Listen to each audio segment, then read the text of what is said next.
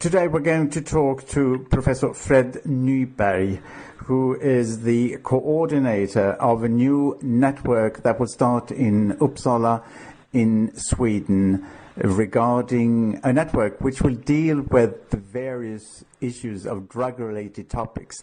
Professor Nyberg is a professor of biological research on drug dependence in Uppsala and has been in the forefront when it comes to various drug-related issues carried out not only in Sweden but also internationally. So we say good morning to you and welcome to WFAD. Good morning. Could you please tell us, Professor Nyberg, about the background of UFold, which is the name of this network starting next week? Yes. The background of this organization is, during the past years, it has become evident that although we have a comparatively high level of research and qualified investigators producing new knowledge regarding questions related to addiction, the implementation of their results from their research into practice seems to be still be very poor. So what would you think should be done then to make it less poor? So what I think is important to minimize the distance between the university competence and the practice. So what kind of people and or organizations do you hope to attract to this new network?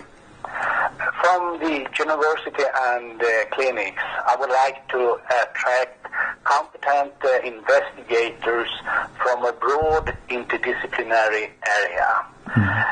From the society, I would like to attract people from all levels among authorities, that is counties and communities, practices, and non-profit organizations. Of course, interest in this regard is, from our part, is the ambition to establish contacts not only with care units but also with police authorities and other people involved in law and judicial and similar aspects. For instance, correctional treatment. This is a great need of new knowledge coming out from actual science in these areas. So the aspirations that you have to attract these people, so far when people have had to register, have you got many representatives from these various areas? Yes, that's it. So when we announced this UFold here in Uppsala, we were contacted by many different kinds of organizations and people working in addiction-related questions outside the university. And I was very impressed to see all these interests. Now, what would you regard as the most important challenges regarding addiction to prescription drugs and illegal drugs? What are the major challenges? This is also our ambition at our network to continuously update the prescribers with actual data and knowledge, and to have to establish a platform or a unit of competence, including researchers, to rapidly evaluate and classify new drugs appearing on the internet market. Today, this is a very time-consuming process, and we will collect competence to establish also laboratory facilities for this purpose. That is to rapidly get answers on questions about addiction, the addiction potential and the dreadfulness of new drugs coming up on the net. Because today this is obviously a common problem all over the world, that as soon as a drug is classified, the people who produce them just change a molecule or put another substance into it to make sure that it could still be sold. And as far as we have understood, there is a demand from many different actors to try to speed up this classification process. Do you think that is possible? I think it is. Actually, I've already contacted different units because we already have competence in many areas related to these questions to rapidly find out these properties of new drugs. And I think that the point is just to collect these different units and move them more closer. And I have seen that at our university. We have qualified analytic chemists. We have also qualified behavioral pharmacologists. And of course, we have also people related to practices and in society. Also, people related to law and working with law enforcement.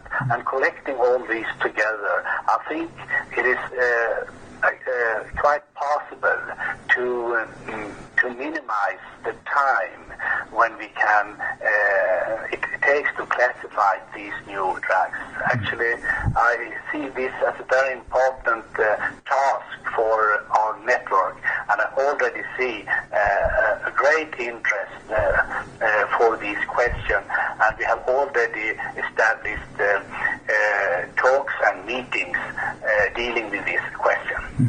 If I may just ask a follow-up question on this, because in Sweden, at the moment anyway, each substance has to be classified, whereas in Britain, for example, if we should call it family classification, where they can classify substances that are similar in one go.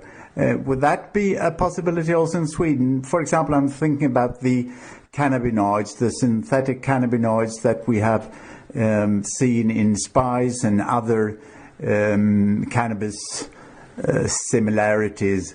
Would that be possible to have some sort of family classification, or do you think that is a bad idea? You mean to have a general classification related to their structures or to the properties of these drugs? Yes. I think that we can go one step further in that direction. It's not an easy question because of law, but I think we should actually consider that question. And regarding the cannabinoids, we will see an increased number of drugs which will be used in the clinics for many beneficial purpose, but at the same time, these new medical drugs will have this abuse liability, and this will, of course, raise problems in many aspects. I think it's very, very important questions for our new network to work with, and I think when we collect all these competence which I see within this network, I think we will be able to find a good answer and a good solution also on these questions. You already mentioned what you hope to achieve through this UFO network in Sweden. If we look at the international situation, do you think that this initiative taking place now in Sweden could have any followers in the international community?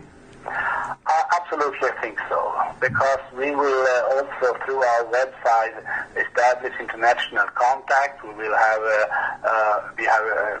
homepage in English, of course, and through this we will, of course, communicate and distribute information on what's happening in our network.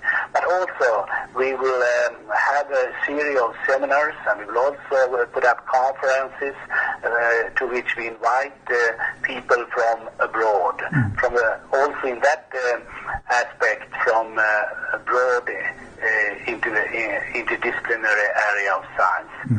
And also we have already established an advisory board related to this network, and in this advisory board we have a high competence, high international competence from different countries in Europe, and also a person from the United States as member, and I think that's also an important thing to allow for a good international communication, which may also lead to a situation when people would like to come and see how we work, and maybe they can also lead to some kind of transfer. We thank you very much, Professor Nyberg. You've been listening to Professor Nyberg, who is Professor of Biological Research on Drug Dependence and also the coordinator of the UFOD network, which will be started up in Uppsala, north of Stockholm, Sweden, next week. Thank you very much for talking to us.